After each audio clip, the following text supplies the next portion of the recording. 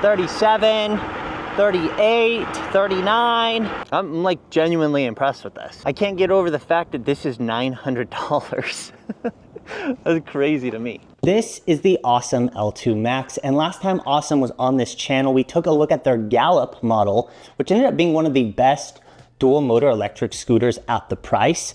So I have very high hopes for this electric scooter, which is also supposed to be a dual motor electric scooter with a top speed of 40 miles an hour, coming in at a ridiculous $900. So we'll see if AuSom can do it again and deliver a high performance electric scooter at a really ridiculous price. So let's crack it open and take a look at it. Twist style locking mechanism, which is great. This seems to be very popular on these more budget oriented dual motor electric scooters because it's a pretty simple mechanism, but it's very solid, stays super sturdy, and I'm never disappointed to see it. Looks like they've gone the NFC route. They say this is the spare NFC card, so there must be 2 cards in total. Oh, here we go.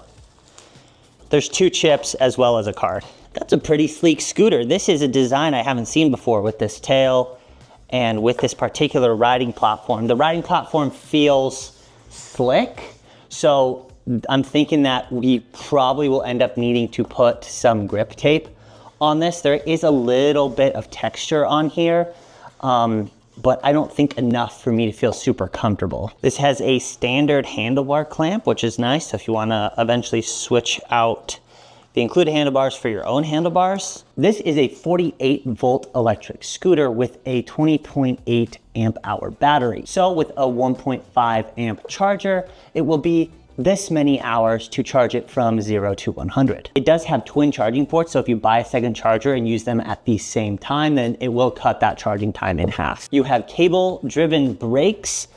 Obviously, it would have been nice to see hydraulic disc brakes, but for $900, I think cable driven is pretty par for the course. The fact that you can even get a dual motor electric scooter with these kinds of specs and this kind of claimed performance already seems pretty ridiculous to me, so I will give them a pass for no hydraulic disc brakes. So let me get this charged up, let me get the cockpit all arranged how I'd like it, and then we'll take a closer look at any of the features or specifications that I missed, and then obviously we're gonna take it for a ride. And with this being advertised as an off-road electric scooter, we are going to take it off-road a bit. So let's do that. Okay, here we are with the L2 Max in the wild. And honestly, this scooter has really impressed me so far. I kept waiting to see what the catch was with it, to see like why its price was so low, but I have yet to run into anything that I haven't liked with this scooter. Now, there are a few features which aren't, you know, ideal, and a few components which you can tell that they picked to save a little bit of money, but you kind of, you know, expect that with the more budget dual motor category. I'll also jump on it and talk ride comfort, because that's another aspect that really surprised me. Let's start right now with running down the remaining features on this scooter, and we'll go ahead and jump up to the handlebars. So our cockpit here in terms of features is pretty standard. You get this nice big center display, and I'm gonna go ahead and turn that on. And it does have an NFC lock, and so I like to use the card, but it also comes with 2 little chips. This card you can just put in your wallet, which I like, instead of attaching something to my keychain, and then you just tap it over the front there. And then kind of the only downside of the features in the handlebar area is that this display is not super visible in this direct sunlight. Now, I will show a few clips of it in lower light so you can see what the display looks like a little clearer, but I do think it is a really good looking display. It kind of copies like a car style with your tachometer and your speedometer and that kind of stuff. But instead of obviously showing your RPM, it just shows how much power you're outputting. It has all your modes. It'll show your speed over here, and it's got a little like dial speedometer as well. And then you obviously get your odometer and your battery level, and then you get a little display that shows you whether you're in single or dual motor mode. And speaking of, you have a dedicated button for going into dual motor mode. You can click that and the display will show that it's just in single motor mode, and then you click this and the dual motor icon will pop up. And then you get your turn signals with this little lever there. and you can see them. And again, during the day, they are not going to be super visible, and they're more visible from like this angle that you're looking at them right now rather than from behind. And then you do have to manually turn them off, which I actually kind of like better than the self-canceling ones, because sometimes the self-canceling ones will cancel a little soon. Or if you're like sitting at a light or something and you're wanting to show that you're making your turn, you don't have to keep pressing the button over and over. And then you have your horn. Now that's a little loud and jarring for pedestrians. If you're riding in areas where you need to alert pedestrians a lot, then it's probably better to just get a bell, but that probably will grab the attention of a car if you need it. And then I love the choice of grips. They've got the palm rests here, and they've got the locking mechanism, and then they also have the end caps, and the end caps have a little groove in them that make sure that these stay completely in place. I'm really glad that AuSom decided to put good grips on here and didn't cut corners with the grips, because I feel like it's such a small expense that makes such a huge difference to the overall ride and feel of a scooter. And then we see the trend continue of the return to the trigger throttle. I'm gonna turn this off so I don't activate the scooter. But I love trigger throttles, and they kind of fell out of style for a little bit with the new kind of horizontal thumb throttles. But I'm starting to see more and more scooters going back to the trigger style throttle, and I really like it because I think it offers more control. Look how much travel you have on that, and you can control how much throttle you're giving it so easily, and it allows you to keep your thumb on the handlebars, which is a huge deal in terms of control and going over bumps and that kind of stuff.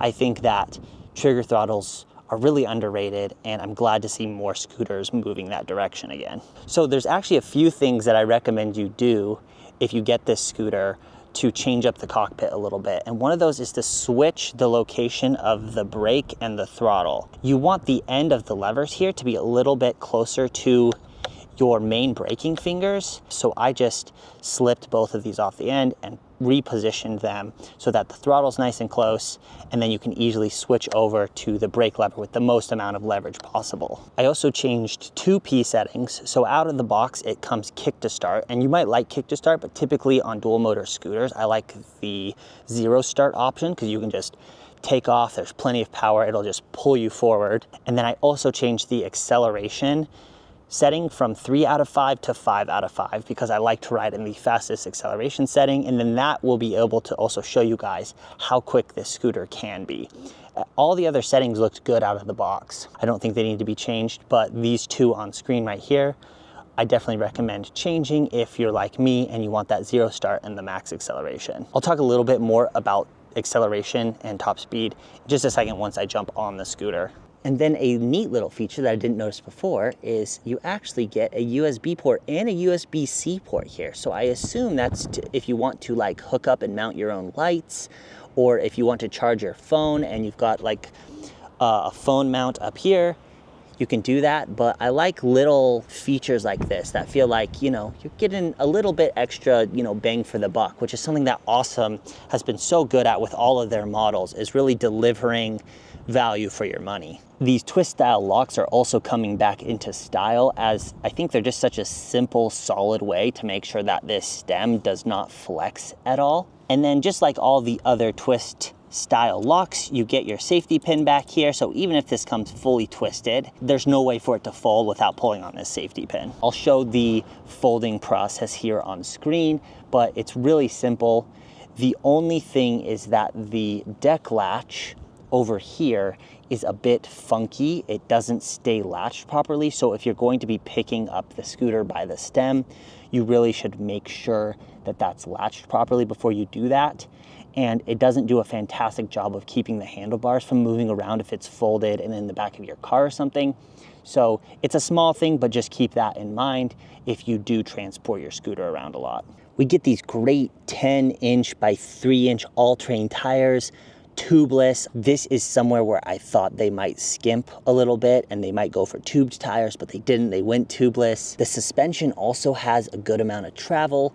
It's a little on the springy side, but you can adjust the preload by changing that little dial in there if you're a heavier rider and you feel like you want a little bit more firmness in your suspension. I touched on the riding platform a little bit during the unboxing, but after riding it, I can confirm it is a little slick.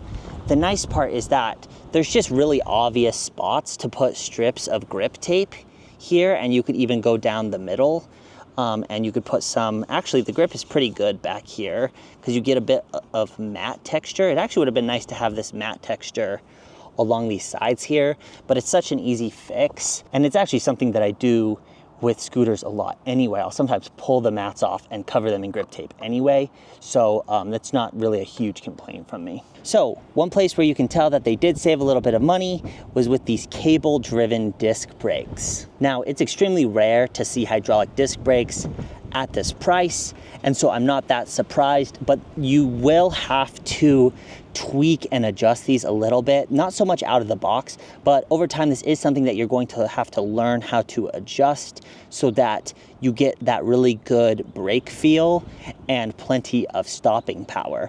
But in terms of actual stopping power, if these are adjusted correctly, these should be plenty for this scooter. Okay, let's cover specs now. Now this is a 48 volt, 20.8 amp hour battery. Around that 20 amp hour mark is really common for these budget oriented dual motor electric scooters, so that's all normal. The main place you're going to see the difference between the 48 volt and 52 volt scooters is in the power when the battery is low, and the higher voltage scooters are going to be able to maintain their top speed and their full acceleration longer into the discharge of the battery. You get twin 1000 watt motors. They claim a max output of 2,688 watts, which is honestly really impressive for the price. They claim a top speed of 40 miles an hour and a max range of 56 miles. Now that obviously is going to be a little ambitious. That's going to be in like probably the lowest riding mode with maybe the lowest acceleration setting. So I'm hoping to get close to around 20 miles of range riding with the increased acceleration and in the top speed mode. So the features are really good. The components are really good. On paper, the performance looks really good, but let's get into some hard data and actually look at the acceleration and max speed now. Okay, let's do a top speed test and see how fast this thing actually goes. I'll have the GPS speed up on the screen, and then I will talk through how fast the displayed speed is. But let's start in eco mode, single motor, and keep in mind that this is with the increased acceleration here. Okay, single motor, eco mode, very, very mild. Does eventually get going though.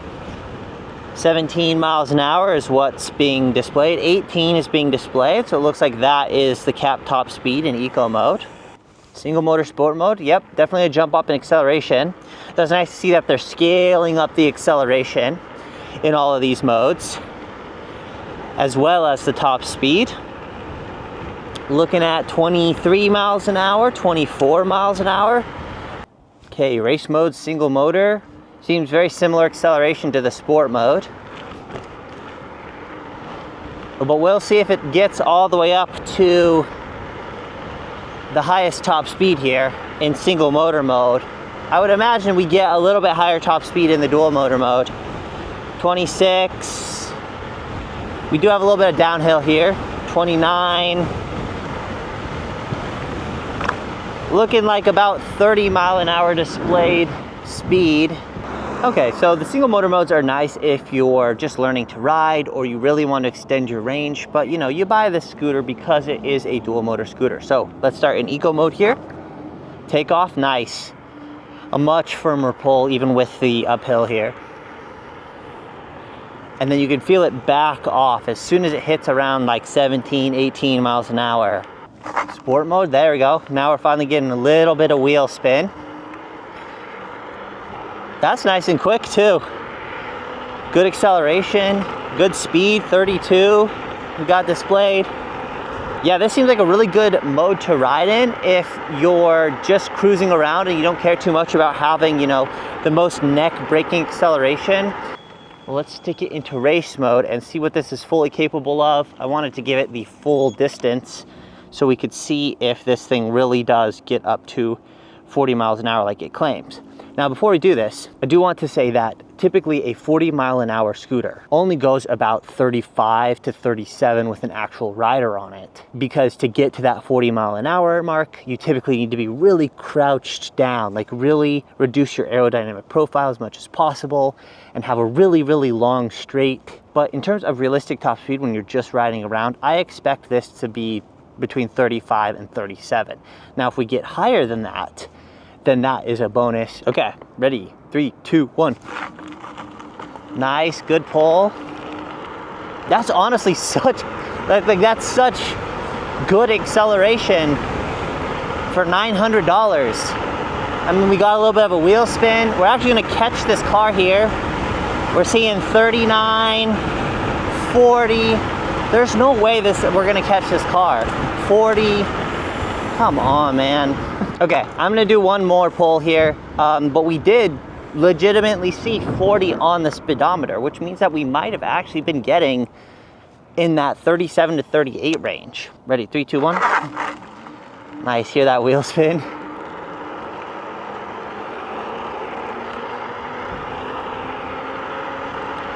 $34, $36, $37, $38, $39, $40, $41.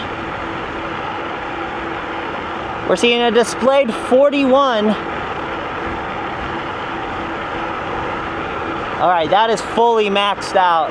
I'm actually baffled that that actually did that speed. It was like extremely stable. No wobble, even with the wind. I'm like genuinely impressed with this. I can't get over the fact that this is $900. That's crazy to me. It does have a park mode, which I'm not super crazy about, but it doesn't go on for like a pretty long time. I want to say maybe like 30 seconds and then it'll go into park mode. Generally, I'd like to just see no park mode. I know it's a safety feature, but it ends up actually being more dangerous because you try to take off, like say you're at a stop sign or you're at a stoplight or something like that, and you go to take off and the scooter doesn't work, and then I have to mash this button really quick to try and get it into race mode, and it doesn't like to be mashed. So yeah, it is a little annoying. Now, in terms of ride comfort and the overall riding experience, you saw how stable it was at speed, and it's just been like such an overall solid and stable scooter, especially, and I know I keep saying it, but especially considering the price. Now, in order to get that stability, they've done a couple things which I like. One, you've got nice wide handlebars. You know, they're not the widest I've ever seen, but they are plenty wide to offer a lot of stability and control at speed. And then they have the best way to describe it is like the notched stem, so that when the scooter is facing directly forward, it kind of settles into a little notch, and I'll see if I can show you that there. So it might be hard to tell, but once it gets right about here, there's actually extra resistance, and there's a little notch in the middle. You can see that there's still play, but it takes a little bit of extra force to pull it away from that notch. And what that does is then at speed, that helps keep that front wheel nice and stable, and you don't get any of that wobble, that speed wobble that sometimes you get. So you get that stability mixed with also a level of nimbleness and agility that you don't typically get with 40-mile-an-hour scooters because they're typically a little beefier. But what you end up with is this really light, quick scooter, and it honestly makes for just like a fantastic riding experience. You're getting the performance of a scooter that, you know, could be another $500 more expensive, but you get the benefits of having that entry-level price point and also the nimbleness that an entry-level scooter would typically offer, but then you could also go 40 miles an hour. The braking performance is also really good, and I think that's because it's coupled with a tasteful amount of regen braking. The regen, it's not enough to like flip you over the handlebars, obviously, but it's just enough to affect the stopping distance while still feeling really natural. And that's a hard balance to strike. Ideally, I would have liked to see some just very entry level, maybe like Zoom hydraulic disc brakes on here. Even if that increased the retail price by like 50 bucks, I think that would have been worth it. But genuinely, in terms of riding experience, that is the only thing that I can really level a complaint at. There's a few small things like I wish the display was a little bit more legible in the light. I do wish the deck had a little bit more texture on it so I didn't feel like my feet were gonna slip off. But aside from that, the riding experience has been fantastic. And honestly, the suspension has lived right up to expectation. I don't expect any sort of crazy long travel suspension or hydraulic suspension at this price, but I do expect it to be enough to soak up, you know, that unexpected bump that you don't see, you know, enough to like keep your hands nice and solid on the handlebars. And it's done that so far.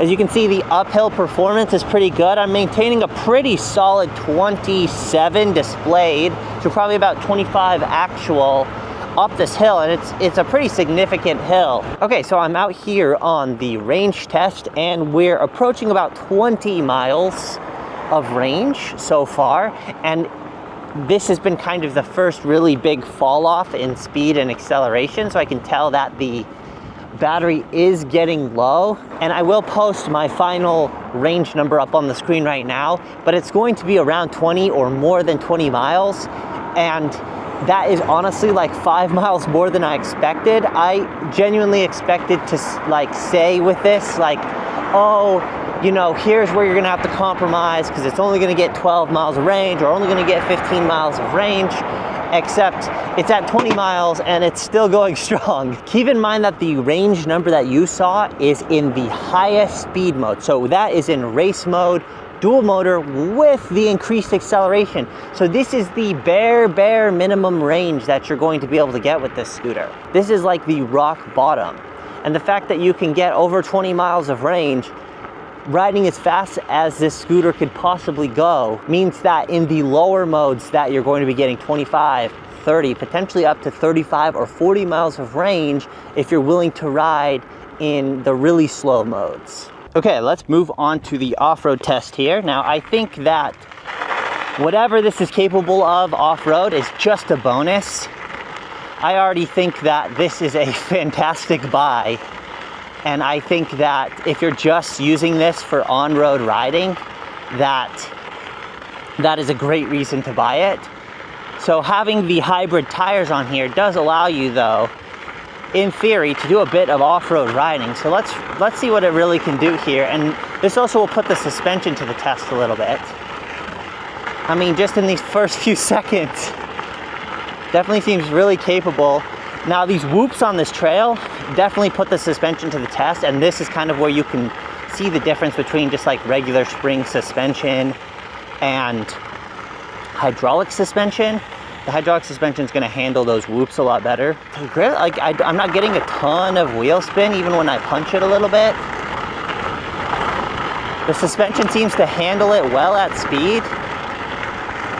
Genuinely, this scooter just like continues to impress me. I also think trigger throttles are so nice for off-roading because you're able to keep your thumb on the handlebars and keep really good control and prevent your hands from slipping off of the scooter, while also having really fine control of your throttle. So if you are going to do some off-roading with your scooter, it's definitely a benefit to have a trigger throttle like this. All the like bounciness is entirely due to the suspension. There's no stem flex at all, even over this rougher stuff and these whoops like these ones, you'll be able to see it. The stem is, you know, bouncing back and forth, but that's fully just the suspension being a little bit erratic over this stuff because it just can't handle how like the super quick changes in elevation.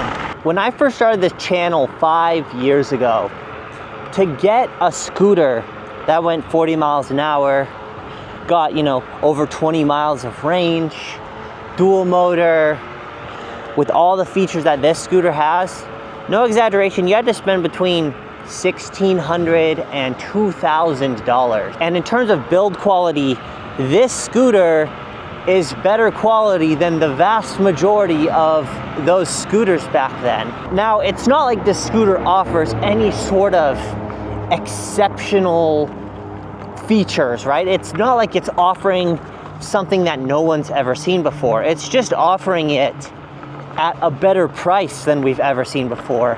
And it doesn't have any major issues.